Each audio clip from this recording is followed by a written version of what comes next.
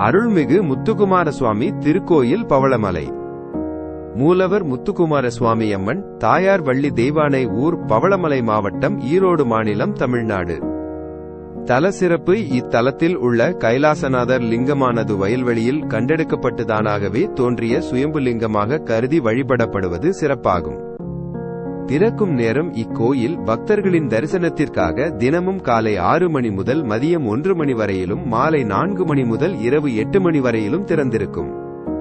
பிரார்த்தனை: திருமண தடை, செவ்வாய் தோஷம், நோய்கள் நீங்கவும், குழந்தை பேறு, அரசியல் வெற்றி மற்றும் தொழில் வளர்ச்சி வேண்டியும் பக்தர்கள் இங்கு பிரார்த்தனை செய்கின்றனர்.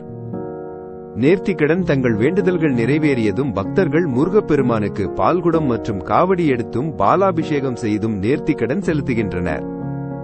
தலப்பெருமை: செவ்வாய் தோஷம் நீங்குவதற்காக சிறப்பு சதார்ச்சனை செய்யப்படும் இத்தலத்தில் மூலவர் பிரம்மசாரியாகவும் வள்ளி தெய்வானை தவம் புரியும் கோலத்திலும் சுயம்பு கைலாசநாதனும் அருள்பாலிக்கின்றனர்.